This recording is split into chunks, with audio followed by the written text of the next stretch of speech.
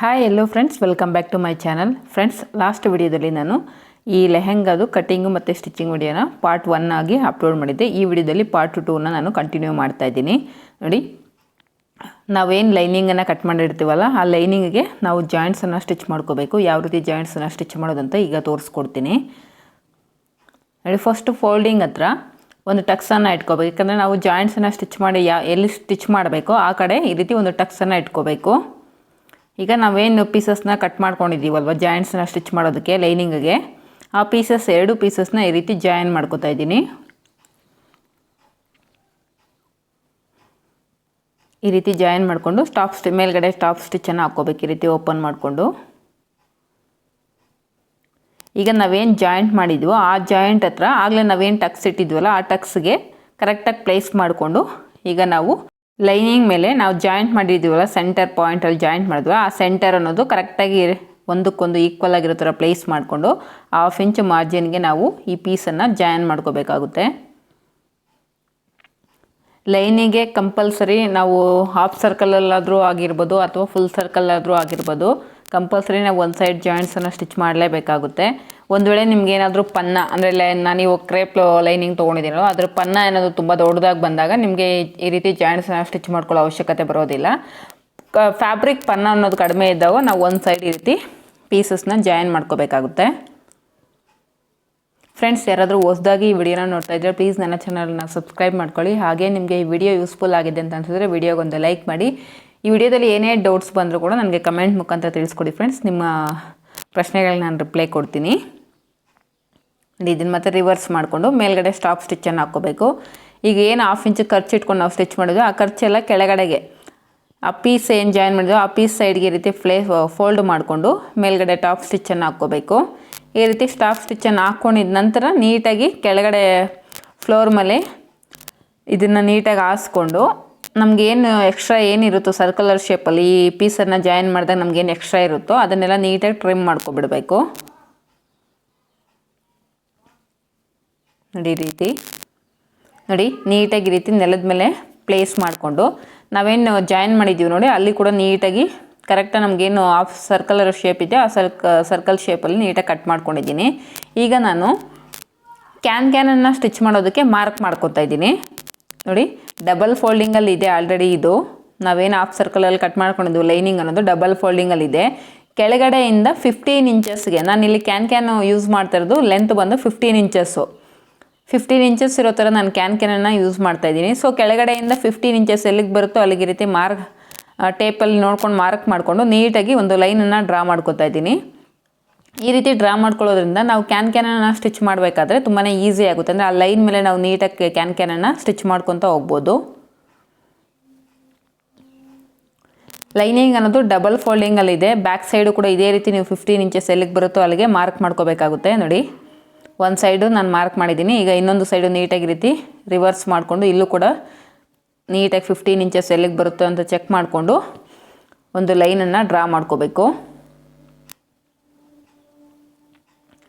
Last ವಿಡಿಯೋದಲ್ಲಿ ನಾನು ಹೇಳಿದ್ದೀನಿ, ನಿಮ್ಗೆ ಕ್ಯಾನು ನಾವು 15 ಇಂಚಸ್ ಹತ್ರಕ್ಕೆ ಏನು ಜಾಯಿನ್ ಮಾಡ್ತೀವೋ ಅಲ್ಲಿ ಒಂದು ಲೈನ್ ಫಾರ್ಮ್ ಆಗುತ್ತೋ ಆ ಲೈನನ್ನು ನೀವು ಮೆಜರ್ ಮಾಡ್ಕೋಬೇಕು. ಆ ಲೈನ್ ಮೆಜರ್ ಮಾಡ್ಕೊಂಡಾಗ ನಿಮ್ಗೆ ಎಷ್ಟು ಇಂಚಸ್ ಇರುತ್ತೋ ಅದಕ್ಕೆ ತ್ರಿಬಲ್ ಅಷ್ಟು ಕ್ಯಾನನ್ನು ನಾವು ತೊಗೋಬೇಕಾಗುತ್ತೆ. ನನಗೆ 25 4 ಲೇಯರ್ಸಲ್ಲಿ 25 ಇಂಚಸ್ ಅನ್ನೋದು ಬಂತು. 4 ಅಂದರೆ ಫ್ಯಾಬ್ರಿಕ್ಕು ಲೈನಿಂಗ್ ಫ್ಯಾಬ್ರಿಕ್ಕು ನಾವು 4 ಲೇಯರ್ಸಲ್ಲಿ ಫೋಲ್ಡ್ ಮಾಡಿದಾಗ ನನಗೆ ಅಳತೆ ಮಾಡಿದಾಗ ನಾನು 15 ಇಂಚಸ್ ಹತ್ರ ಮಾರ್ಕ್ ಮಾಡಿಕೊಂಡು ನನಗೆ 25 ಇಂಚಸ್ ಅನ್ನೋದು ಬಂತು. ಆ 25 × 4 ಮಾಡ್ಕೋಬೇಕು. ಆಗ ನಮಗೆ 100 ಆಗುತ್ತೆ. 100 ಇಂಚಸ್ ಫ್ಯಾಬ್ರಿಕ್ಗೆ ನಾವು 3 ಮಾಡ್ಕೋಬೇಕು, ಇಂಟು 3 ಮಾಡಬೇಕು. ಅಂದರೆ ನಮಗೆ 300 ಇಂಚಸ್ ಫ್ಯಾಬ್ರಿಕ್ ಅನ್ನೋದು ಕ್ಯಾನ್ ಬೇಕಾಗುತ್ತೆ. ನೋಡಿ, ಈಗ ನಾನು 2 ಮೀಟರ್ಸ್ ಕ್ಯಾನನ್ನು ತೊಗೊಂಡಿದ್ದೀನಿ. ಯಾವ ರೀತಿ ಕ್ಯಾನನ್ನು ಕಟಿಂಗ್ ಮಾಡ್ಕೊಳ್ಳೋದು ಅಂತ ತೋರಿಸ್ಕೊಡ್ತಾ ಇದ್ದೀನಿ. ನೋಡಿ, 2 ಮೀಟರ್ಸ್ ಕ್ಯಾನನ್ನು ನಾನಿಲ್ಲಿ ತೊಗೊಂಡು ತೋರಿಸ್ಕೊಡ್ತಾ ಇದ್ದೀನಿ. ಫಸ್ಟು ನನಗೆ ಒಂದು ಅಲ್ಲಿ ಎಕ್ಸ್ಟ್ರಾ ಇರೋದ್ರಿಂದ ಅಂದರೆ ಲೈನು ಸೊಟ್ಟಪಟ್ಟ ಇರೋದ್ರಿಂದ ನಾನು ನೀಟಾಗಿ ಸ್ಟ್ರೈಟಾಗಿ ಕಟ್ ಮಾಡ್ಕೊತಾ ಇದ್ದೀನಿ. ಕ್ಯಾನ್ ಬಂದು 2 ಮೀಟರ್ಸ್ ಇದೆ. ಹಾಗೆ ಕ್ಯಾನ್ ವಿಡ್ತ್ ಬಂದು ನಮಗೆ ಇಲ್ಲಿ 40 ಇಂಚಸ್ ಅನ್ನೋದು ಇರುತ್ತೆ. ಅಂದರೆ 1 ಮೀಟರ್ ಅಂದರೆ 40 ಇಂಚಸ್ ಅಂದರೆ 1 ಮೀಟರು. ನೋಡಿ, ಈ ರೀತಿ ಫೋಲ್ಡ್ ಮಾಡ್ಕೊಂಡಾಗ 15 ಇಂಚಸ್ ಅಂತ ಚೆಕ್ ಮಾಡ್ಕೊಂಡಾಗ ನನಗೆ ಕೆಳಗಡೆ ಸ್ವಲ್ಪ ಕ್ಲಾತ್ ಅನ್ನೋದು ಎಕ್ಸ್ಟ್ರಾ ಮಿಗ್ತದೆ. ಅಂದರೆ ನನಗೆ 15 × 15 30 ಬೇಕಾಗುತ್ತೆ. ಇನ್ನು 10 ಇಂಚ್ ಅಷ್ಟು ಫ್ಯಾಬ್ರಿಕ್ ಅದು ಕ್ಯಾನು ವೇಸ್ಟ್ ಆಗುತ್ತೆ. ಸೊ ಅದರಿಂದ ಈ ರೀತಿ ಅಡ್ಡವಾಗಿ ನಾನು ಕ್ಯಾನನ್ನು ಫೋಲ್ಡ್ ಮಾಡಿಕೊಂಡು 15 ಇಂಚಸ್ ಇರೋ ಥರ ನೋಡಿ ಈ ರೀತಿ ಟೇಪಲ್ಲಿ ಚೆಕ್ ಮಾಡಿಕೊಂಡು ನೀಟಾಗಿ ಫೋಲ್ಡ್ ಮಾಡ್ಕೊತಾ ಇದ್ದೀನಿ. ನೋಡಿ ಈ ರೀತಿ ಫೋಲ್ಡ್ ಮಾಡಿಕೊಂಡು 15 ಇಂಚಸ್ ಇರೋ ಥರ ನಾವು ಕ್ಯಾನನ್ನು ಕಟ್ ಮಾಡ್ಕೋಬೇಕು. 300 ಇಂಚಸ್ ಅಷ್ಟು ಕ್ಯಾನ್ ಬೇಕಾಗುತ್ತೆ. 300ನ ನಾವು ಮೀಟರ್ ಲೆಕ್ಕದಲ್ಲಿ ಕನ್ವರ್ಟ್ ಮಾಡೋದಾದರೆ 7.5 ಮೀಟರ್ ನಮಗೆ ಕ್ಯಾನ್ ಅನ್ನೋದು ಬೇಕಾಗುತ್ತೆ. ನೀಟಾಗಿ ಅರ್ಥ ಮಾಡ್ಕೊಳ್ಳಿ. ನೋಡಿ ಈಗ ನಾನು 15 ಇಂಚಸ್ ಇರೋ ಥರ ಫೋಲ್ಡ್ ಮಾಡ್ಕೊಂಡು ಕಟ್ ಮಾಡ್ಕೊಳ್ತಾ ಇದ್ದೀನಿ. ಇಲ್ಲಿ ನಮಗೆ 2 ಮೀಟರ್ ಕ್ಯಾನ್ ಅನ್ನೋದು ಬಂತು. ವಿಡ್ತು 15 ಇಂಚಸ್ಸೇ ಇರುತ್ತೆ, ಲೆಂತು ಬಂದು ನಮಗೆ ಚೇಂಜ್ ಆಗುತ್ತೆ. ನೋಡಿ ಈಗ 2 ಮೀಟರ್ಸ್ ಅನ್ನೋದು ನಮಗೆ ಕ್ಯಾನ್ ಅನ್ನೋದು ಇಲ್ಲಿ ಸಿಕ್ಕಿದೆ. ಇದೇ ರೀತಿಯೇ ಉಳಿದಿರೋಂಥ ಕ್ಯಾನನ್ನು ನಾವು 15 ಇಂಚಸ್ಗೆ ಈ ರೀತಿ ಡಬಲ್ ಫೋಲ್ಡ್ ಮಾಡಿಕೊಂಡು ಕಟ್ ಮಾಡ್ಕೋಬೇಕು. ಈಗ ಮತ್ತೆ 15 ಇಂಚಸ್ಗೆ ಈ ರೀತಿ ಫೋಲ್ಡ್ ಮಾಡಿಕೊಂಡು ಮತ್ತೆ ಕಟ್ ಮಾಡ್ಕೋಬೇಕು. ಆಗ ಅದೊಂದು 2 ಮೀಟರ್ಸು ಇದೊಂದು 2 ಮೀಟರ್ಸು 4 ಮೀಟರ್ಸ್ ಕ್ಯಾನ್ ಅನ್ನೋದು ನಮಗೆ ಸಿಗುತ್ತೆ ಇಲ್ಲಿ.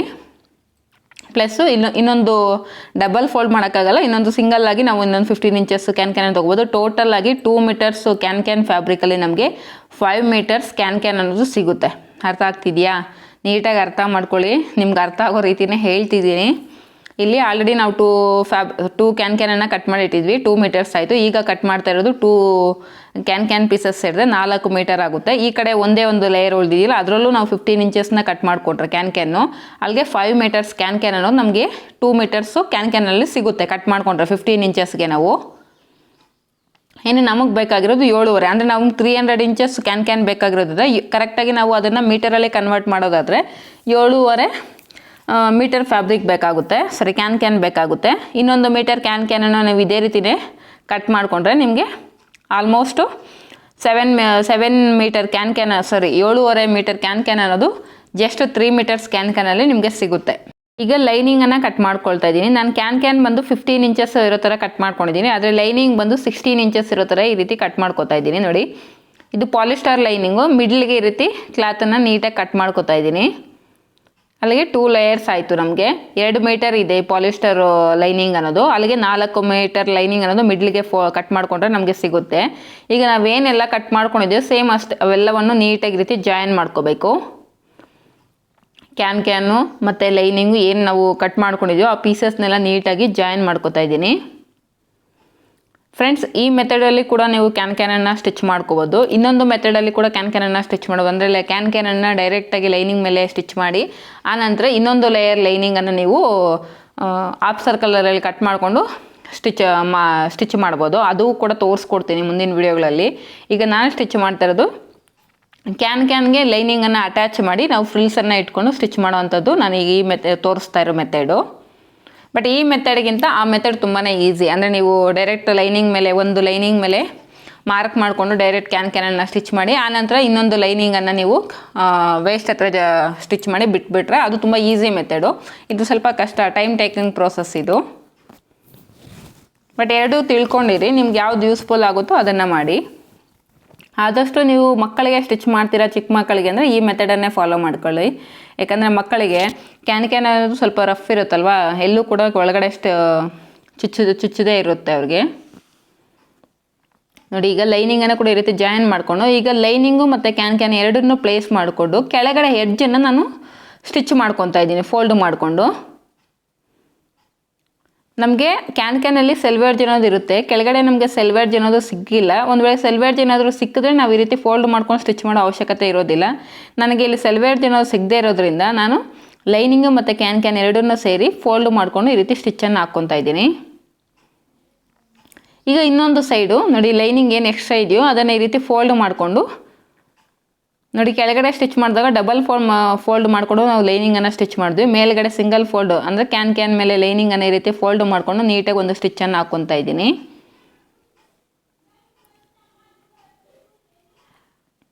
ಈ ರೀತಿ ಲೈನಿಂಗು ಮತ್ತು ಕ್ಯಾನ್ ಎರಡನ್ನೂ ಈ ರೀತಿ ಸೇರಿಸಿ ಸ್ಟಿಚ್ ಮಾಡಿಕೊಂಡು ಆ ನಂತರ ನಾವು ಈಗ ಫ್ರಿಲ್ಸನ್ನು ಸ್ಟಿಚ್ ಮಾಡ್ಕೋಬೇಕು. ಕ್ಯಾನ್ಗೆ 1 ಇಂಚ್ ಫ್ರಿಲ್ ಇರೋ ಥರ ನಾವು ನೀಟಾಗಿ ಈಗ ಫ್ರಿಲ್ಸನ್ನು ಇಟ್ಕೊಳ್ತಾ ಸ್ಟಿಚ್ ಮಾಡ್ಕೋಬೇಕು.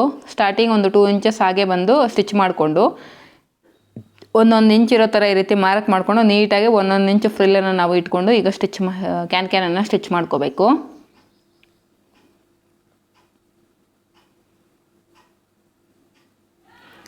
ಅರ್ಥ ಆಯಿತು ಅಂತ ಅಂದ್ಕೊಳ್ತಾ ಇದ್ದೀನಿ ಫ್ರೆಂಡ್ಸ್. ನಾನು ಏನು ಹೇಳ್ತಿದ್ದೀನಿ ಅದು ನಿಮ್ಗೆ ಅರ್ಥ ಆಗ್ತಿದೆ ಅಂತ ಅಂದ್ಕೊಳ್ತೀನಿ. ಒಂದು ವೇಳೆ ನಾನು ಏನಾದರೂ ಮಿಸ್ ಮಾಡಿದರೆ ಅಥವಾ ನಿಮಗೆಲ್ಲಾದರೂ ಅರ್ಥ ಆಗಲಿಲ್ಲ ಅಂದರೆ ಖಂಡಿತವಾಗೂ ನನಗೆ ಕಮೆಂಟಲ್ಲಿ ತಿಳಿಸ್ಕೊಡಿ.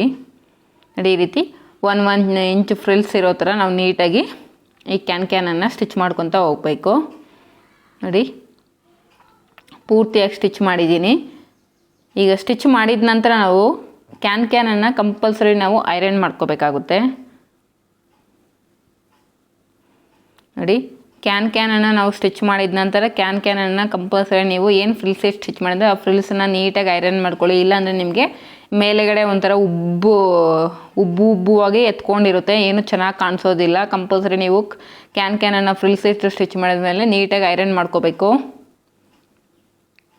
ನೋಡಿ, ಈಗ ನಾವೇನು ಲೈನಿಂಗ್ ಮೇಲೆ 15 ಇಂಚಸ್ಗೆ ಮಾರ್ಕ್ ಮಾಡ್ಕೊಂಡಿದ್ದೀವಲ್ಲ ಆ 15 ಇಂಚಸ್ ಲೈನ್ ಮೇಲೆ ಈಗ ಕ್ಯಾನನ್ನು ಪ್ಲೇಸ್ ಮಾಡಿಕೊಂಡು ನೀಟಾಗಿ ಸ್ಟಿಚ್ಚನ್ನು ಹಾಕ್ಕೊತ ಹೋಗಬೇಕು. ನೋಡಿ, ಕ್ಯಾನನ್ನು ಕಂಪಲ್ಸರಿ ಐರನ್ ಮಾಡ್ಕೋಬೇಕು. ಈಗ ನಾವೇನು ಕ್ಯಾನ್ ಸ್ಟಿಚ್ ಮಾಡಿರೋ ಲೈನಿಂಗ್ ಇದೆಯಲ್ಲ ಆ ಲೈನಿಂಗನ್ನು ನಾವು main fabric frill set stitch ಮಾಡಿರೋ ಮೈನ್ ಫ್ಯಾಬ್ರಿಕ್ಗೆ ವೇಸ್ಟ್ ಹತ್ರ ಜಾಯಿನ್ ಮಾಡ್ಕೋಬೇಕು. ಕೆಳಗಡೆ ಲೈನಿಂಗು ಮತ್ತು ಮೇಲ್ಗಡೆ ನಾವೇನು ಮೈನ್ ಫ್ಯಾಬ್ರಿಕ್ ಇರುತ್ತಲ್ವ ಫ್ರಿಲ್ ಸೆಟ್ ಇರೋವಂಥದ್ದು ಅವೆರಡೂ ನೀಟಾಗಿ ವೇಸ್ಟ್ ಹತ್ರ ಜಾಯಿನ್ ಮಾಡ್ಕೋತಾ ಇದ್ದೀನಿ. ನೋಡಿ, ಚಿಕ್ಕದಾಗಿ ಏನಾದರೂ ನಿಮಗೆ ಮೈನ್ ಫ್ಯಾಬ್ರಿಕ್ ವೇಸ್ಟಿಗಿಂತ ಲೈನಿಂಗ್ ವೇಸ್ಟ್ ಅನ್ನೋದು ಸ್ವಲ್ಪ ಜಾಸ್ತಿ ಇದ್ದರೆ ಈ ರೀತಿ ಸಣ್ಣದಾಗಿ ಅಲ್ಲಲ್ಲಿ ಫ್ರಿಲ್ಸನ್ನು ಇಟ್ಕೊಂಡು ನೀಟಾಗಿ ಎರಡು ಲೈನಿಂಗು ಮತ್ತು ಮೈನ್ ಫ್ಯಾಬ್ರಿಕ್ ವೇಸ್ಟನ್ನು ಜಾಯಿನ್ ಮಾಡ್ಕೋಬೇಕು.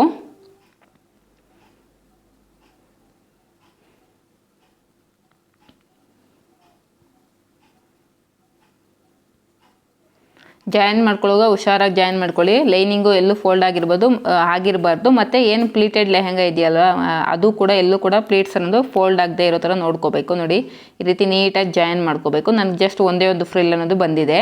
ಈಗ ಸೈಡ್ಸಲ್ಲಿ ನಾನು ಒಂದು 10 ಇಂಚಸ್ ಇರೋ ಥರ ಲೈನಿಂಗು ಮತ್ತು ಮೈನ್ ಫ್ಯಾಬ್ರಿಕ್ ಎರಡನ್ನೂ ಸೇರಿಸಿ ಓವರ್ಲಾಕ್ ಮಾಡ್ಕೊಂಡಿದ್ದೀನಿ. ಯಾಕಂದರೆ ನಾವು ಈಗ ಇನ್ವಿಸಿಬಲ್ ಜಿಪ್ಪನ್ನು ಸ್ಟಿಚ್ ಮಾಡೋದ್ರಿಂದ ಫಸ್ಟು ಲೈನಿಂಗು ಮತ್ತು ಮೈನ್ ಫ್ಯಾಬ್ರಿಕ್ ಎರಡನ್ನೂ ಸೇರಿಸಿ ಒಂದು 10 ಇಂಚಸ್ವರೆಗೂ ಈ ರೀತಿ ಓವರ್ಲಾಕನ್ನು ಮಾಡ್ಕೋಬೇಕು. ಈಗ ಸೇಮ್ ಮ್ಯಾಚಿಂಗ್ ಕಲರಲ್ಲಿ ಇನ್ವಿಸಿಬಲ್ ಜಿಪ್ಪನ್ನು ತೊಗೊಂಡು ಫಸ್ಟ್ ಈಗ ಮಾರ್ಕ್ ಮಾಡ್ಕೊಳ್ಳಿ. ನೋಡಿ, ನಾನು ಯಾವ ರೀತಿ ಮಾಡ್ತಿದ್ದೀನಿ ಅಂದರೆ ಫ್ಲೀಟ್ಸು ಲೆಹಂಗಾ ಅನ್ನೋದು ನನಗೆ ರಿವರ್ಸ್ ಸೈಡಲ್ಲಿ ಇಟ್ಕೊಂಡಿದ್ದೀನಿ. ವೇಸ್ಟ್ ಅನ್ನೋದು ನನ್ನ ಸೈಡಿಗೆ ಬರೋ ಥರ ಪ್ಲೇಸ್ ಮಾಡ್ಕೊಂಡಿದ್ದೀನಿ. ನೀಟಾಗಿ ಅಬ್ಸರ್ವ್ ಮಾಡಿ. ನೋಡಿ, ವೇಸ್ಟ್ ರೌಂಡ್ ಅನ್ನೋದು ನನ್ನ ಸೈಡಿಗಿದೆ, ಬಾರ್ಡರ್ ಅನ್ನೋದು ನನಗೆ ಆಪೋಸಿಟ್ ಸೈಡಲ್ಲಿದೆ.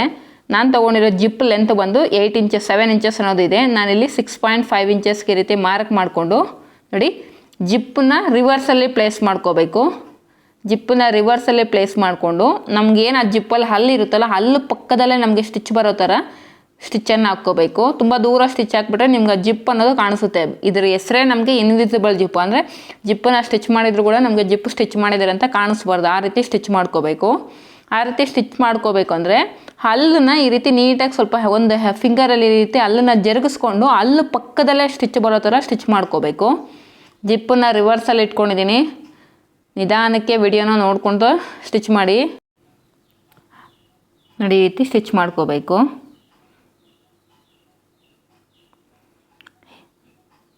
ನೋಡಿ, ಹಲ್ಲು ಪಕ್ಕದಲ್ಲೇ ನಮಗೆ ಸ್ಟಿಚ್ ಬರೋ ಥರ ನೋಡ್ಕೋಬೇಕು. ಒಂದಕ್ಕೆ 2 ಸಲ ಈ ರೀತಿ ಚೆಕ್ ಮಾಡಿಕೊಂಡು ನೀಟಾಗಿ ಹಲ್ಲು ಪಕ್ಕದಲ್ಲೇ ಸ್ಟಿಚ್ಚನ್ನು ನಮಗೆ ಜಿಪ್ಪದು ಏನು ಹಲ್ಲಿರುತ್ತೋ ಹಲ್ಲು ಪಕ್ಕದಲ್ಲೇ ಸ್ಟಿಚ್ ಬರೋ ಥರ ನೋಡ್ಕೊಳ್ಳಿ. ನೀವು ಇಲ್ಲಿ ಅಬ್ಸರ್ವ್ ಮಾಡಬೇಕಾಗಿರೋದು 2 ಥಿಂಗ್ಸು. ಒಂದು, ಜಿಪ್ಪನ್ನು ರಾಂಗ್ ಸೈಡಲ್ಲಿ ಇಟ್ಕೊಂಡು ಸ್ಟಿಚ್ ಮಾಡಬೇಕು. ಒಂದು ಸೈಡ್ ಸ್ಟಿಚ್ ಮಾಡುವಾಗ ಫ್ರಿಲ್ಸ್ ಅನ್ನೋದು ನಮ್ಮ ಸೈಡಿಗೆ ಇರೋ ಥರ ಪ್ಲೇಸ್ ಮಾಡ್ಕೋಬೇಕು.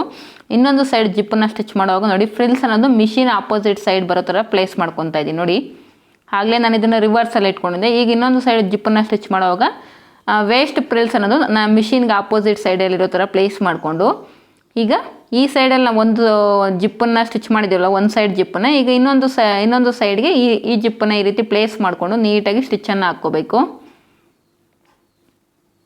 ಈಕ್ವಲಾಗಿ ಚೆಕ್ ಮಾಡ್ಕೊಳ್ಳಿ. ನಾನು ಆ ಕಡೆ 6.5 ಇಂಚಿಗೆ ಜಿಪ್ಪನ್ನು ಸ್ಟಿಚ್ ಮಾಡಿದ್ದೀನಿ. ಸೇಮ್ ಈ ಕಡೆನೂ 6.5 ಇಂಚಿಗೆ ನೀವು ನೋಡಿಕೊಂಡು ನೀಟಾಗಿ ಸ್ಟಿಚ್ ಮಾಡ್ಕೋಬೇಕು. ಹೆಚ್ಚು ಕಡಿಮೆ ಅನ್ನೋದು ಆಗಬಾರ್ದು. ಜಿಪ್ ಲೆಂತಲ್ಲಿ ಸ್ಟಿಚ್ ಮಾಡುವಾಗ ಹೆಚ್ಚು ಕಡಿಮೆ ಅನ್ನೋದು ಆಗಬಾರ್ದು. ನೋಡಿ, ಈ ರೀತಿ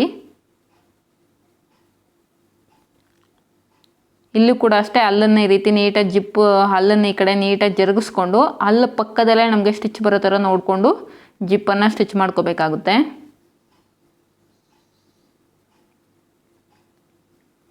ಕ್ಯಾನ್ ಎಲ್ಲ ಹಾಕಿರೋದ್ರಿಂದ ಸ್ವಲ್ಪ ಸ್ಟಿಚ್ ಮಾಡೋದಕ್ಕೆ ಇರಿಟೇಟ್ ಆಗುತ್ತೆ. ಅಂದರೆ ಫ್ಯಾಬ್ರಿಕ್ ಅನ್ನೋದು ತುಂಬ ಇರುತ್ತಲ್ವ, ಅದಕ್ಕೋಸ್ಕರ ಸ್ಟಿಚ್ ಮಾಡೋದು ಸ್ವಲ್ಪ ಕಷ್ಟ ಆಗುತ್ತೆ. ಬಿಗಿನರ್ಸ್ ಆದರೆ ತುಂಬಾ ಕಷ್ಟ ಆಗುತ್ತೆ ಸ್ಟಿಚ್ ಮಾಡೋದಕ್ಕೆ. ಬಟ್ ಒಂದು 2-3 ಸಲ ಟ್ರೈ ಮಾಡಿದ್ರೆ ನಿಮಗೆ ಈಸಿ ಅನಿಸ್ಬಿಡುತ್ತೆ. ನೋಡಿ ಜಿಪ್ ಸ್ಟಿಚ್ ಮಾಡಿದ ನಂತರ ಒಂದು ಸಲ ಹಾಕಿ ಚೆಕ್ ಮಾಡ್ಕೊಳ್ಳಿ. ನೋಡಿ ನನಗೆ ಇನ್ವಿಸಿಬಲ್ ಮೇಲ್ಗಡೆ ಜಿಪ್ಪನ್ನು ಸ್ವಲ್ಪ ಕಾಣಿಸ್ತಿದೆ. ಈಗ ಮತ್ತೆ ಓಪನ್ ಮಾಡಿಕೊಂಡು ಅಲ್ಲಿ ಪಕ್ಕದಲ್ಲೇ ಸ್ಟಿಚ್ ಬರೋ ಥರ ನೀಟಾಗಿ ಇನ್ನೊಂದು ಸ್ಟಿಚ್ಚನ್ನು ಹಾಕ್ಕೊತಾ ಇದ್ದೀನಿ. ನೋಡಿ ಹಲ್ಲನ್ನು ಈ ರೀತಿ ಒಂದು ಫಿಂಗರಲ್ಲಿ ಈ ರೀತಿ ಫೋಲ್ಡ್ ಮಾಡ್ಕೋಬೇಕು ಸೈಡಿಗೆ. ಹಲ್ಲು ಪಕ್ಕದಲ್ಲೇ ನಮಗೆ ಸ್ಟಿಚ್ಚನ್ನು ಹಾಕ್ಕೋಬೇಕಾಗುತ್ತೆ. ಜಿಪ್ಪು ಸ್ಟಿಚ್ ಮಾಡೋದು ತುಂಬ ಈಸಿ. ಒಂದು ಸಲ ಟ್ರೈ ಮಾಡಿ ಸ್ಟಿಚ್ ಮಾಡಿ. ಈ ಮೆಥಡಲ್ಲಿ ಯಾವ ರೀತಿ ಬಂತಂದರೆ ನನಗೆ ಕಮೆಂಟ್ ಮುಖಾಂತರ ತಿಳಿಸ್ಕೊಡಿ. ನೋಡಿ ಈಗ ಮತ್ತೆ ಜಿಪ್ಪನ್ನು ಹಾಕಿ ತೋರಿಸ್ತಿದ್ದೀನಿ. ನೋಡಿ ಎಲ್ಲೂ ಕೂಡ ನಮಗೆ ಜಿಪ್ಪು ಸ್ಟಿಚ್ ಮಾಡಿದ್ದೀವಿ ಅಂತ ಕೂಡ ಕಾಣಿಸ್ತಿಲ್ಲ. ಈ ರೀತಿ ಜಿಪ್ಪನ್ನು ಇನ್ವಿಸಿಬಲ್ ಜಿಪ್ಪನ್ನು ನಾವು ಸೈಡಲ್ಲಿ ಸ್ಟಿಚ್ ಮಾಡ್ಕೋಬೇಕು. ಈಗ ಜಿಪ್ಪು ಸ್ಟಿಚ್ ಮಾಡಿದ ನಂತರ ನಾವು ಸೈಡ್ಸ್ ಯಾವ ರೀತಿ ಜಾಯಿನ್ ಮಾಡೋದು ಅಂತ ತೋರಿಸ್ಕೊಡ್ತೀನಿ. ಏನು ನಾವು ಜಿಪ್ಪನ್ನು 6.5 ಇಂಚ್ವರೆಗೂ ಜಿಪ್ಪನ್ನು ಸ್ಟಿಚ್ ಮಾಡಿದ್ದೀವೋ, ಈಗ ಮೇಲ್ಗಡೆಗೆ ಜಿಪ್ಪು ಏನು 6.5 ಇಂಚಿಗೆ ಸ್ಟಿಚ್ ಮಾಡಿದ್ದೀವೋ ಅಲ್ಲಿಂದ ಸ್ವಲ್ಪ ಮೇಲ್ಗಡೆಗೆ ಒಂದು 2 ಇಂಚಸ್ಸು, ಅಂದರೆ ಜಿಪ್ಪು ಸ್ಟಿಚ್ ಮಾಡಿರೋದು ಒಂದು 5 ಇಂಚಸ್ ಹತ್ರವರೆಗೂ ಮೇಲೆಗೆ ಅಲ್ಲಿ ಟೆನ್ಷನನ್ನು ಇಳಿಸಿ ನಾವು ಮೈನ್ ಫ್ಯಾಬ್ರಿಕ್ಕು ಲೈನಿಂಗು ಎರಡನ್ನೂ ಸೇರಿಸ್ಕೊಂಡು ಈ ರೀತಿ ಸ್ಟಿಚ್ಚನ್ನು ಹಾಕ್ಕೊತಾ ಬರಬೇಕು. ಒಂದು 5 ಇಂಚಸ್ವರೆಗೂ ಈ ರೀತಿ ಸ್ಟ್ರೈಟಾಗಿ ಲೈನಿಂಗು ಮತ್ತು ಮೈನ್ ಫ್ಯಾಬ್ರಿಕ್ ಎರಡನ್ನೂ ಸೇರಿಸಿ ಸ್ಟಿಚ್ಚನ್ನು ಹಾಕ್ಕೊತಾ ಬರಬೇಕು. ನೋಡಿ ಈಗ ಅಲ್ಲಿ ರಫ್ ಸ್ಟಿಚ್ಚನ್ನು ಹಾಕ್ಕೊಂಡು ಈಗ ಲೈನಿಂಗನ್ನು ಸಪ್ರೇಟ್ ಮಾಡ್ಕೋಬೇಕು. ಕೆಳಗಡೆ ಮತ್ತು ಮೇಲ್ಗಡೆ ಲೈನಿಂಗನ್ನು ಸೈಡ್ಗೆ ಜರುಗಿಸ್ಕೊಂಡು ಈಗ ಮೈನ್ ಫ್ಯಾಬ್ರಿಕನ್ನು ಮಾತ್ರ ಇಟ್ಕೊಂಡು ಸೈಡ್ ಜಾಯಿಂಟ್ಸನ್ನು ಮಾಡ್ಕೋಬೇಕಾಗುತ್ತೆ. ಮೈನ್ ಫ್ಯಾಬ್ರಿಕ್ ಅನ್ನೋದು ಇಲ್ಲಿ ನಾವು 5 ಮೀಟರ್ಸು ಯೂಸ್ ಮಾಡಿದ್ದೀವಿ. ಲೈನಿಂಗ್ ನಾವು ಜಸ್ಟ್ 3 ಮೀಟರ್ಸ್ ಯೂಸ್ ಮಾಡಿರೋದ್ರಿಂದ ಲೈನಿಂಗು ಮತ್ತು ಮೈನ್ ಫ್ಯಾಬ್ರಿಕ್ ಎರಡನ್ನೂ ಸೈಡಲ್ಲಿ ಜಾಯಿನ್ ಮಾಡುವಾಗ ಸಪ್ರೇಟಾಗಿ ಜಾಯಿನ್ ಮಾಡಬೇಕು. ಎರಡನ್ನೂ ಸೇರಿಸಿ ನೀವು ಜಾಯಿನ್ ಮಾಡೋಕ್ಕೆ ಹೋಗಬೇಡಿ. ಜಿಪ್ಪು ಬಂದು ನಾವು 6.5 ಇಂಚ್ವರೆಗೂ ಸ್ಟಿಚ್ ಮಾಡಿದ್ದೀವಿ. ಈಗ ನಾವು ಸೈಡ್ ಜಾಯಿಂಟ್ಸನ್ನು ಸ್ಟಿಚ್ ಮಾಡಬೇಕಾದ್ರೆ ಮೇಲ್ಗಡೆಯಿಂದ ಅಂದರೆ ಜಿಪ್ಪು ಸ್ಟಿಚ್ ಮಾಡಿರೋ ಹತ್ರ ಒಂದು 2 ಇಂಚಸ್ ಮೇಲ್ಗಡೆಗೆ ಹೋಗಿ ನಾವು ಈ ರೀತಿ ಸೈಡ್ ಜಾಯಿಂಟ್ಸನ್ನು ಸ್ಟಿಚ್ ಮಾಡ್ಕೊತಾ ಬರಬೇಕು. ನೋಡಿ ಅಲ್ಲಿ ಕಾಣಿಸ್ತಿದೆಯಲ್ಲ ಬ್ಲೂ ಕಲರಲ್ಲಿ ನಾನು ಮಾರ್ಕ್ ಮಾಡಿರೋದು, ಅಲ್ಲಿವರೆಗೂ ನಾವು ಜಿಪ್ ಸ್ಟಿಚ್ ಮಾಡಿದ್ವಿ. ನಾನು ಮೇಲ್ಗಡೆ ನೋಡಿ ಜಿಪ್ಪು ಸ್ಟಿಚ್ ಮಾಡಿರೋದು ಮೇಲ್ಗಡೆ ಒಂದು 2 ಇಂಚಸ್ವರೆಗೂ ಮೇಲ್ಗಡೆಯಿಂದ ನಾನು ಸೈಡ್ ಜಾಯಿಂಟ್ಸ್ಗೋಸ್ಕರ ಸ್ಟಿಚ್ಚನ್ನು ಹಾಕ್ಕೊತಾ ಬರ್ತಾಯಿದ್ದೀನಿ. ಆಗಲೇ ನಾವು ಮೈನ್ ಫ್ಯಾಬ್ರಿಕ್ನ ಸ್ಟಿಚ್ ಮಾಡಿದ್ವಿ. ಈಗ ಮೈನ್ ಫ್ಯಾಬ್ರಿಕ್ನ ಒಳಗಡೆಗೆ ಸರಿಸ್ಕೊಂಡು 2 ಲೈನಿಂಗ್ಸ್ನ ಈ ರೀತಿ ಪ್ಲೇಸ್ ಮಾಡಿಕೊಂಡು ಲೈನಿಂಗ್ಸ್ನ ಜಾಯಿನ್ ಮಾಡ್ಕೊತಾ ಇದ್ದೀನಿ. ಸಪ್ರೇಟಾಗಿ ನಾವು ಲೈನಿಂಗು ಸಪ್ರೇಟಾಗಿ ಮತ್ತು ಮೈನ್ ಫ್ಯಾಬ್ರಿಕ್ನ ಸಪ್ರೇಟಾಗಿ ಜಾಯಿನ್ ಮಾಡ್ಕೋಬೇಕಾಗುತ್ತೆ. ಈ ರೀತಿ ಸಪ್ರೇಟಾಗಿ ಲೈನಿಂಗು ಸಪ್ರೇಟಾಗಿ ಮತ್ತು ಮೈನ್ ಫ್ಯಾಬ್ರಿಕ್ಕು ಸಪ್ರೇಟಾಗಿ ಸೈಡ್ ಜಾಯಿಂಟ್ಸನ್ನು ಮಾಡಿಕೊಂಡು ನೀಟಾಗಿ ಓವರ್ಲಾಕನ್ನು ಮಾಡ್ಕೊಬಿಡಬೇಕು. ನೋಡಿ ಇಲ್ಲಿ ಬಂದು ನಾನು ಸೈಡಿಗೆ ತೆಗೆದುಬಿಟ್ಟೆ, ಯಾಕಂದರೆ ನಾವು ಲೈನಿಂಗನ್ನು ಕೆಳಗಡೆ ಫೋಲ್ಡ್ ಮಾಡಿ ಸ್ಟಿಚ್ ಮಾಡಿಲ್ಲಲ್ವ, ಅದಕ್ಕೋಸ್ಕರ.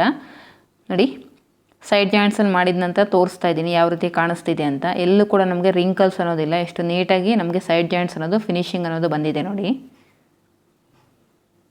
ನೋಡ್ತಿದ್ದೀರಲ್ವ, ಸೇಮ್ ಇದೇ ರೀತಿಯೇ ನೀವು ಡ್ರೆಸ್ಸು ಅಂದರೆ ಯಾವುದಾದ್ರೂ ಸ್ಯಾರಿನ ಯೂಸ್ ಮಾಡ್ಕೊಂಡು ಡ್ರೆಸ್ ಸ್ಟಿಚ್ ಮಾಡ್ತಾಯಿದ್ರು ಕೂಡ ಇದೇ ಮೆಥಡಲ್ಲೇ ನೀವು ಸೈಡ್ ಜಾಯಿಂಟ್ಸನ್ನು ಸ್ಟಿಚ್ ಮಾಡ್ಕೋಬೇಕು. ಈಗ ಬೆಲ್ಟನ್ನು ಸ್ಟಿಚ್ ಮಾಡೋದಕ್ಕೋಸ್ಕರ ಫಸ್ಟು ವೇಸ್ಟ್ ರೌಂಡನ್ನು ನಾವು ಮೆಜರ್ ಮಾಡ್ಕೋಬೇಕು. ನೋಡಿ ಎಲ್ಲ ದಾರಗಳೆಲ್ಲ ಬಂದಿದೆ, ಅವು ನೀಟಾಗಿ ಕಟ್ ಮಾಡ್ಕೋಬೇಡಿ. ಈಗ ಟೇಪಿಂದ ವೇಸ್ಟ್ ರೌಂಡನ್ನು ಚೆಕ್ ಮಾಡ್ಕೋತಾ ಇದ್ದೀನಿ.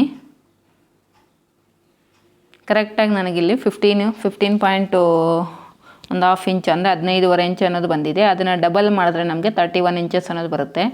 31 ಇಂಚಸ್ಗೆ ಈಗ ನಾವು ವೇಸ್ಟ್ ಬೆಲ್ಟ್ ಪಟ್ಟಿನ ಕಟ್ ಮಾಡ್ಕೋಬೇಕು. ಈ ಪಟ್ಟಿ ಬಿಡ್ತು ಬಂದು 1.5 ಇಂಚ್ ಇದೆ. ನಮಗೆ ಬೇಕಾಗಿರೋದು 31 ಇಂಚಸ್ಸು ಪಟ್ಟಿ ಅನ್ನೋದು ಬೇಕು. ಅದು ನಾನಿಲ್ಲಿ ಒಂದು 2.5 ಇಂಚಸ್ ಎಕ್ಸ್ಟ್ರಾ ಇರೋ ಥರ 33.5 ಇಂಚಿಗೆ ಕಟ್ ಮಾಡ್ಕೋತಾ ಇದ್ದೀನಿ. ಒಂದು 3 ಇಂಚಸ್ ಎಕ್ಸ್ಟ್ರಾ ಇರೋ ಥರ ನೀವು ಪಟ್ಟಿನ ಕಟ್ ಮಾಡ್ಕೊಳ್ಳಿ. ಈಗ ಬಾರ್ಡರ್ ಕಲರಲ್ಲಿ ನಾನಿಲ್ಲಿ ಬೆಲ್ಟನ್ನು ಸ್ಟಿಚ್ ಮಾಡ್ತಾ ಇರೋದ್ರಿಂದ ಮೇಲ್ಗಡೆ ನಾವು ಬಾರ್ಡರ್ನ ಕಟ್ ಮಾಡಿದ್ದೀವಲ್ಲ ಆ ಬಾರ್ಡರ್ನ ನಾನು ತೊಗೊತಾ ಇದ್ದೀನಿ. ನೋಡಿ ಬಾರ್ಡರ್ ಬಿಡ್ತ್ ಅನ್ನೋದು 4 ಇಂಚಸ್ ಇದೆ. ನಿಮಗೆ 3 ಇಂಚಸ್ ಇದ್ದರೂ ಸಾಕಾಗುತ್ತೆ. ಮೈನ್ ಫ್ಯಾಬ್ರಿಕ್ ಬಿಡ್ತ್ ಅನ್ನೋದು 3 ಇಂಚಸ್ ಇದ್ದರೂ ಸಾಕು. ಲೆಂತ್ ಅನ್ನೋದು ನೀವೇನು ಕ್ಯಾನ್ವಾಸ್ ಪಟ್ಟಿ ತೊಗೊಂಡಿದ್ರು ಅದಕ್ಕಿಂತ 2 ಸೈಡ್ಸಲ್ಲಿ 1 ಇಂಚ್ ಎಕ್ಸ್ಟ್ರಾ ಇರೋ ಥರ ಕಟ್ ಮಾಡ್ಕೊಳ್ಳಿ. ಅಂದರೆ ಕ್ಯಾನ್ವಾಸ್ಗಿಂತ 2 ಸೈಡ್ಸಲ್ಲಿ 1 ಇಂಚ್ ಎಕ್ಸ್ಟ್ರಾ ಇರೋ ಥರ ನೋಡ್ಕೊಂಡು ಕಟ್ ಮಾಡ್ಕೊಳ್ಳಿ. ನಮಗೆ ಈ ಥರ ಪಟ್ಟಿ 2 ಬೇಕಾಗುತ್ತೆ. ನಾನು 2 ಪಟ್ಟಿಗಳನ್ನ ಈ ರೀತಿ ಮೈನ್ ಫ್ಯಾಬ್ರಿಕಿಂದ ತೊಗೊಂಡಿದ್ದೀನಿ. ಈಗ ಈ ಕ್ಯಾನ್ವಾಸ್ ಪಟ್ಟಿಗೆ ಒಂದು ಸೈಡು ಗಮ್ ಅನ್ನೋದು ಇರುತ್ತೆ. ಇದು ಒಂದು ಜೆಂಟ್ಸ್ ಪ್ಯಾಂಟ್ಸ್ಗೆ ಯೂಸ್ ಮಾಡೋವಂಥ ಬೆಲ್ಟ್ ಪಟ್ಟಿ ಅಂತ ಕೇಳಿದರೆ ನಿಮಗೆ ಸಿಗುತ್ತೆ ಈ ಪಟ್ಟಿ ಅನ್ನೋದು. ನೋಡಿ ಈ ರೀತಿ ನೀಟಾಗಿ ಒಂದು ಲೇಯರ್ ಮೇಲೆ ಅಂದರೆ ನಾವೇನು ಕಟ್ ಮಾಡ್ಕೊಂಡಿದ್ವಿ 4 ಇಂಚಸ್ ಫ್ಯಾಬ್ರಿಕು ಬೆಲ್ಟ್ ಪಟ್ಟಿಗೆ ಮೈನ್ ಫ್ಯಾಬ್ರಿಕು ಅದ್ರ ಮೇಲೆ ಈ ರೀತಿ ಸೆಂಟರ್ಗೆ ಈ ರೀತಿ ಪ್ಲೇಸ್ ಮಾಡಿಕೊಂಡು ನೀಟಾಗಿ ಐರನ್ ಮಾಡ್ಕೊತಾ ಇದ್ದೀನಿ. ಈ ರೀತಿ ನೀಟಾಗಿ ಐರನ್ ಮಾಡಿಕೊಂಡ್ರೆ ಫಿನಿಶಿಂಗ್ ಅನ್ನೋದು ನೀಟಾಗಿ ಬರುತ್ತೆ ನಿಮಗೆ.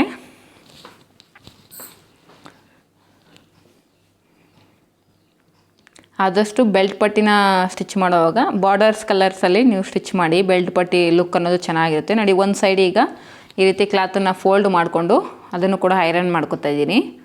ಒಂದು ಸೈಡ್ ಮಾತ್ರ ಈ ರೀತಿ ಫೋಲ್ಡ್ ಮಾಡಿಕೊಂಡು ಐರನ್ ಮಾಡ್ಕೋಬೇಕು. ಈ ಥರದ್ದು ಇನ್ನೊಂದು ಪಟ್ಟಿ ಇದೆಯಲ್ಲ, ಆ ಪಟ್ಟಿನ ನಾನು ಹಾಗೆ ಸೈಡಲ್ಲಿ ಇಟ್ಟಿದ್ದೀನಿ. ನೋಡಿ ಯಾವ ರೀತಿ ಸ್ಟಿಚ್ ಮಾಡೋದಂತ ತೋರಿಸ್ಕೊಡ್ತೀನಿ.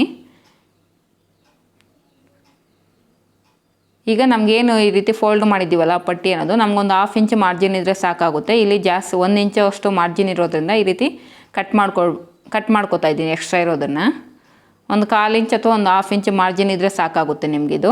ಎಕ್ಸ್ಟ್ರಾ ಏನಿದೆಯೋ ಅದನ್ನೆಲ್ಲ ನೀಟಾಗಿ ಟ್ರಿಮ್ ಮಾಡ್ಕೊಬೇಡಿ. ಈಗ ಈ ಪಟ್ಟಿಗೆ ಎರಡೂ ಸೈಡು ನಾವು ಈ ರೀತಿ ಫೋಲ್ಡ್ ಮಾಡಿ ಸ್ಟಿಚ್ ಮಾಡ್ಕೋಬೇಕು. ನೋಡಿ 1 ಇಂಚ್ ಎಕ್ಸ್ಟ್ರಾ ಇರಬೇಕು ಕ್ಲಾತ್ ಅಂತ ಹೇಳಿದ್ನಲ್ಲ, ಇದಕ್ಕೋಸ್ಕರನೇ ಈ ರೀತಿ ಕ್ಲಾತನ್ನು ಡಬಲ್ ಫೋಲ್ಡ್ ಮಾಡಿಕೊಂಡು ಸ್ಟಿಚ್ಚನ್ನು ಹಾಕ್ಕೋಬೇಕು. ಸೇಮ್ ಇನ್ನೊಂದು ಸೈಡ್ ಕೂಡ ಇದೇ ರೀತಿಯೇ 1 ಇಂಚ್ ಎಕ್ಸ್ಟ್ರಾ ಇರೋ ಥರ ಕ್ಲಾತ್ ಈ ರೀತಿ ಎಕ್ಸ್ಟ್ರಾ ಇರೋದನ್ನು ಕಟ್ ಮಾಡಿಕೊಂಡು ಫಸ್ಟ್ ಒಂದು ಫೋಲ್ಡ್ ಮಾಡ್ಕೋಬೇಕು. ಆನಂತರ ಇನ್ನೊಂದು ಫೋಲ್ಡ್. ಯಾವುದೇ ಕಾರಣಕ್ಕೂ ನೀವಿಲ್ಲೇನು ಪಟ್ಟಿನ ಅಂದರೆ ಬೆಲ್ಟ್ ಪಟ್ಟಿ ಇದೆಯಲ್ಲ ಅದನ್ನು ಫೋಲ್ಡ್ ಮಾಡೋಕ್ಕೆ ಹೋಗ್ಬಾರ್ದು. ಜಸ್ಟ್ ಕ್ಲಾತನ್ನು ಮಾತ್ರ ಈ ರೀತಿ ಡಬಲ್ ಫೋಲ್ಡ್ ಮಾಡಿಕೊಂಡು ಈ ರೀತಿ ಸ್ಟಿಚ್ಚನ್ನು ಹಾಕ್ಕೋಬೇಕು. ಸೇಮ್ ಇನ್ನೊಂದು ಪಟ್ಟಿಗೂ ಕೂಡ ಒಂದು ಸೈಡು ನೀವು ಈ ರೀತಿ ಡಬಲ್ ಫೋಲ್ಡ್ ಮಾಡಿಕೊಂಡು ಸ್ಟಿಚ್ಚನ್ನು ಹಾಕ್ಕೋಬೇಕಾಗುತ್ತೆ. ಒಂದು ಪಟ್ಟಿ ಬಂದು ನಾವು ಕ್ಯಾನ್ವಾಸನ್ನು ಸ್ಟಿಕ್ ಮಾಡಿರ್ತೀವಿ, ಇನ್ನೊಂದು ಪಟ್ಟಿ ನಾವು ಹಾಗೇ ಇರುತ್ತಲ್ವ ಮೈನ್ ಫ್ಯಾಬ್ರಿಕಲ್ಲಿ, ಅದನ್ನು ಕೂಡ ನೀಟಾಗಿ ಒಂದು ಸೈಡ್ ಈ ರೀತಿ ಡಬಲ್ ಫೋಲ್ಡ್ ಮಾಡಿಕೊಂಡು ಸ್ಟಿಚ್ಚನ್ನು ಹಾಕ್ಕೋಬೇಕು. ನೋಡಿ ಈ ರೀತಿ.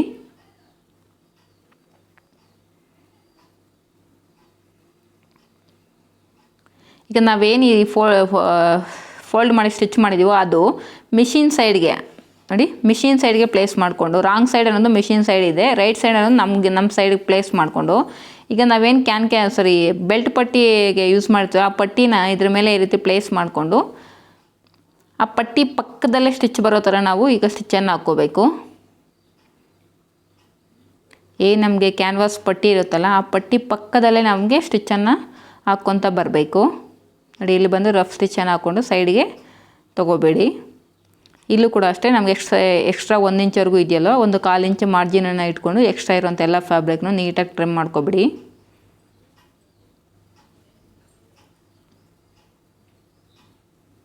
ನೋಡಿ ಈ ರೀತಿ ನೀಟಾಗಿ ಟ್ರಿಮ್ ಮಾಡ್ಕೊಬಿಡಬೇಕು.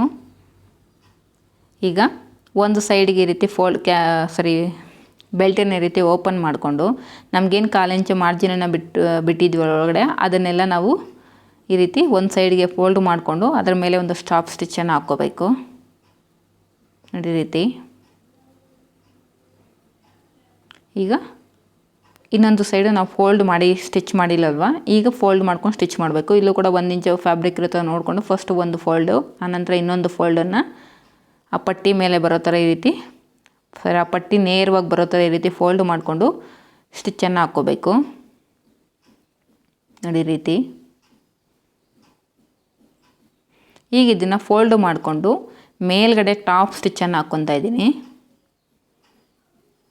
ಈ ಸ್ಟಿಚ್ ಅನ್ನೋದು ಆದಷ್ಟು ಎಡ್ಜಲ್ಲಿ ಹಾಕ್ಕೊಳ್ಳಿ, ಮಧ್ಯದಲ್ಲಿ ಹಾಕ್ಕೊಳ್ಳೋದು ಅಥವಾ ಕಾಣಿಸೋ ಥರ ಸ್ಟಿಚ್ ಹಾಕ್ಕೊಳ್ಳೋದು ಬೇಡ. ಆದಷ್ಟು ಎಷ್ಟು ಸಾಧ್ಯ ಆಗುತ್ತೋ ಅಷ್ಟು ಎಡ್ಜಲ್ಲಿ ನಿಮಗೆ ಈ ಸ್ಟಿಚ್ ಅನ್ನೋದು ಬೀಳಬೇಕು. ಯಾಕಂದರೆ ನಮಗೆ ಕ್ಲಾತ್ ಅನ್ನೋದು ಒಂದು ಸೈಡ್ ಅಣಗಬೇಕು ಅಂದರೆ ನಾವು ಈ ರೀತಿ ಟಾಪ್ ಸ್ಟಿಚ್ಚನ್ನು ಹಾಕ್ಕೊಳ್ಳೇಬೇಕಾಗುತ್ತೆ. ಈಗ ಎಕ್ಸ್ಟ್ರಾ ಒಂದು 1/2 ಇಂಚ್ ಮಾರ್ಜಿನ್ ಇರೋ ಥರ ನೋಡಿಕೊಂಡು ಎಕ್ಸಸ್ ಇರೋ ಫ್ಯಾಬ್ರಿಕ್ನೆಲ್ಲ ನೀಟಾಗಿ ಟ್ರಿಮ್ ಮಾಡ್ಕೊಬಿಡಿ. ಒಂದು ಸೈಡ್ ನಾವು ಆಲ್ರೆಡಿ ಫೋಲ್ಡ್ ಮಾಡಿ ಐರನ್ ಮಾಡಿದ್ದೀವಿ. ಈಗ ಇನ್ನೊಂದು ಸೈಡು ನಮಗೆ ಸ್ಟಿಚಿಂಗ್ ಮಾರ್ಜಿನ್ಗೆ ಒಂದು 1/2 ಇಂಚ್ ಮಾರ್ಜಿನ್ ಇರೋ ಥರ ನೋಡಿಕೊಂಡು ಈ ರೀತಿ ನೀಟಾಗಿ ಟ್ರಿಮ್ ಮಾಡ್ಕೊಬಿಡಬೇಕು. ಬೆಲ್ಟ್ ಪಟ್ಟಿ ಅನ್ನೋದು ಈಗ ರೆಡಿ ಆಯಿತು. ಈಗ ಇದನ್ನು ಯಾವ ರೀತಿ ನಾವು ಮೈನ್ ಫ್ಯಾಬ್ರಿಕ್ ವೇಸ್ಟಿಗೆ ಅಟ್ಯಾಚ್ ಮಾಡೋದು ಅಂತ ನೋಡೋಣ. ಫಸ್ಟ್ ಈ ರೀತಿ ಜಿಪ್ ಇರುತ್ತಲ್ಲ ಇದನ್ನು ಓಪನ್ ಮಾಡ್ಕೊಳ್ಳಿ, ಅಲ್ಲಿಂದ ನಾವು ಸ್ಟಾರ್ಟ್ ಮಾಡಬೇಕಾಗುತ್ತೆ. ಈಗ ಫಸ್ಟ್ ಇಲ್ಲಿ ಬೆಲ್ಟ್ ಪಟ್ಟಿನ ಕೂಡ ಈ ರೀತಿ ಓಪನ್ ಮಾಡ್ಕೊಳ್ಳಿ. ಏನು ನಾವು ಕ್ಯಾನ್ ಪಟ್ಟಿನ ಸ್ಟಿಚ್ ಮಾಡಿಲ್ವೋ ಆ ಪಟ್ಟಿಗೆ ನಾವು ಲೈನಿಂಗ್ ಸೈಡ್ ಈ ರೀತಿ ಬರೋ ಥರ ಪ್ಲೇಸ್ ಮಾಡಿಕೊಂಡು 1/2 ಇಂಚ್ ಮಾರ್ಜಿನ್ಗೆ ಸ್ಟಿಚ್ಚನ್ನು ಹಾಕ್ಕೊತ ಹೋಗಬೇಕು. ಲೈನಿಂಗ್ ಸೈಡ್ ಬಂದು ನಾವೇನು ಬೆಲ್ಟ್ ಪಟ್ಟಿನ ಸ್ಟಿಕ್ ಮಾಡಿರಲ್ವೋ ಆ ಪಟ್ಟಿನ ಅಟ್ಯಾಚ್ ಮಾಡಬೇಕು. ಫೇಸ್ ಸೈಡು ಅಂದರೆ ನಮಗೆ ವಿಸಿಬಲ್ ಆಗೋ ಸೈಡ್ ಬಂದು ನಾವೇನು ಕ್ಯಾನ್ವಾಸ್ ಪಟ್ಟಿನ ಅಟ್ಯಾಚ್ ಮಾಡಿರುತ್ತೋ ಆ ಪಟ್ಟಿ ಅನ್ನೋದು ಬರಬೇಕು. ಈ ರೀತಿ ನಾವು ಬೆಲ್ಟನ್ನು ಸ್ಟಿಚ್ ಮಾಡ್ಕೋಬೇಕಾಗುತ್ತೆ. ಬೆಲ್ಟನ್ನು ಸ್ಟಿಚ್ ಮಾಡೋಕೆ ಹೋಗ ಹುಷಾರಾಗಿ ಸ್ಟಿಚ್ ಮಾಡ್ಕೊಳ್ಳಿ. ನಮಗೆ ಯಾಕಂದರೆ 2 ಲೇಯರ್ಸ್ ಅಂದರೆ ಮೈನ್ ಫ್ಯಾಬ್ರಿಕ್ಕು ಮತ್ತು ಕೆಳಗಡೆ ಲೈನಿಂಗು ಎಲ್ಲ ಇರೋದ್ರಿಂದ ಫ್ಯಾಬ್ರಿಕ್ ಅನ್ನೋದು ತುಂಬ ಇರುತ್ತೆ. ಸೊ ಕೆಳಗಡೆ ಎಳೀತಾ ಇರುತ್ತೆ. ಸೊ ಈ ರೀತಿ ನೀಟಾಗಿ ಸರಿಸ್ಕೊಂಡು ಎಲ್ಲೂ ಕೂಡ ರಿಂಕಲ್ಸ್ ಅನ್ನೋದು ಬರದೇ ಇರೋ ಥರ ನೀಟಾಗಿ ಅಟ್ಯಾಚ್ ಮಾಡ್ಕೋಬೇಕು. 1/2 ಇಂಚ್ ಮಾರ್ಜಿನ್ ಇರೋ ಥರ ನೋಡಿಕೊಂಡು ಕ್ಲಾತನ್ನ ಮತ್ತು ಲೈನಿಂಗ್ ಒಳಗಡೆ ನೀಟಾಗಿ ರೀತಿ ಸರಿಸ್ಕೊಂಡು ನೀಟಾಗಿ ಬೆಲ್ಟ್ ಪಟ್ಟಿಗೆ ಅಟ್ಯಾಚ್ ಮಾಡ್ಕೋತಾ ಇದ್ದೀನಿ. ಲೈನಿಂಗ್ ಎಲ್ಲ ಫೋಲ್ಡ್ ಆಗಿಬಿಟ್ಟಿರುತ್ತೆ ಒಳಗಡೆ, ನೋಡಿಕೊಂಡು ನೀಟಾಗಿ ಸ್ಟಿಚ್ ಮಾಡ್ಕೊಳ್ಳಿ. ಇಲ್ಲಿ ಜಿಪ್ ಅನ್ನೋದೇನಿರುತ್ತೋ ಅದನ್ನು ಒಳಗಡೆ ಮಾರ್ಜಿನ್ ಅನ್ನೋದು ಒಳಗಡೆಗೆ ಫೋಲ್ಡ್ ಮಾಡಿಕೊಂಡು ಈ ರೀತಿ ಅಲ್ಲಿ ರಫ್ ಸ್ಟಿಚ್ಚನ್ನು ಹಾಕ್ಕೋಬೇಕು. ಈಗ ನೋಡಿ, ಏನು ನಮಗೆ ವೇಸ್ಟ್ ಪಟ್ಟಿನ ಅಟ್ಯಾಚ್ ಮಾಡಿದ್ದು, ಬೆಲ್ಟ್ ಪಟ್ಟಿ ಅಟ್ಯಾಚ್ ಮಾಡಿರೋ ಪಟ್ಟಿ ಅನ್ನೋದು ಈ ರೀತಿ ಮೇಲ್ಗಡೆಗೆ ಬರೋ ಥರ ನಾವು ಬೆಲ್ಟ್ ಪಟ್ಟಿನ ಸ್ಟಿಚ್ ಮಾಡ್ಕೋಬೇಕಾಗುತ್ತೆ.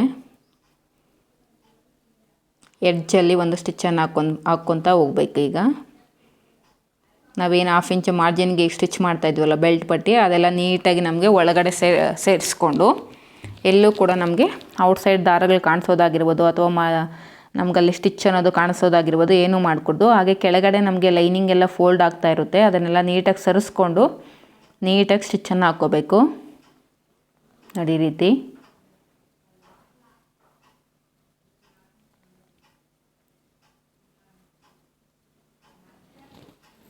ಫ್ರೆಂಡ್ಸ್, ಯಾರಾದರೂ ಹೊಸದಾಗಿ ವಿಡಿಯೋನ ನೋಡ್ತಾ ಇದ್ದರೆ ಪ್ಲೀಸ್ ನನ್ನ ಚಾನಲ್ನ ಸಬ್ಸ್ಕ್ರೈಬ್ ಮಾಡ್ಕೊಳ್ಳಿ. ಈ ವಿಡಿಯೋ ನಿಮಗೆ ಯೂಸ್ಫುಲ್ ಆಗಿದೆ ಅಂತಂದರೆ ವಿಡಿಯೋಗೊಂದು ಲೈಕ್ ಮಾಡಿ ಫ್ರೆಂಡ್ಸ್. ಈ ವಿಡಿಯೋ ನಿಮ್ಮ ಫ್ಯಾಮಿಲಿ ಅಥವಾ ಫ್ರೆಂಡ್ಸ್ ಸರ್ಕಲಲ್ಲಿ ಯಾರಿಗಾದರೂ ಯೂಸ್ ಆಗುತ್ತೆ ಅಂತಾರೆ ಅಂಥವ್ರಿಗೆ ಈ ವಿಡಿಯೋನ ಶೇರ್ ಮಾಡಿ ಫ್ರೆಂಡ್ಸ್. ನೋಡಿ ಈ ರೀತಿ ನೀಟಾಗಿ ಬೆಲ್ಟನ್ನು ನಾವು ಸ್ಟಿಚ್ ಮಾಡ್ಕೋಬೇಕು. ನೀಟಾಗಿ ಕ್ಲಾತನ್ನು ಸರಿಪಡಿಸ್ಕೋಬೇಕು. ಕೆಳಗಡೆ ಲೈನಿಂಗು ಮತ್ತು ಮೇಲ್ಗಡೆ ಫ್ರಿಲ್ಸ್ ಕ್ಲಾತನ್ನು ನೀಟಾಗಿ ಸರಿಪಡಿಸ್ಕೊಳ್ತಾ ಈ ರೀತಿ ನಾವು ಬೆಲ್ಟ್ ಪಟ್ಟಿನ ಅಟ್ಯಾಚ್ ಮಾಡ್ಕೋಬೇಕಾಗುತ್ತೆ.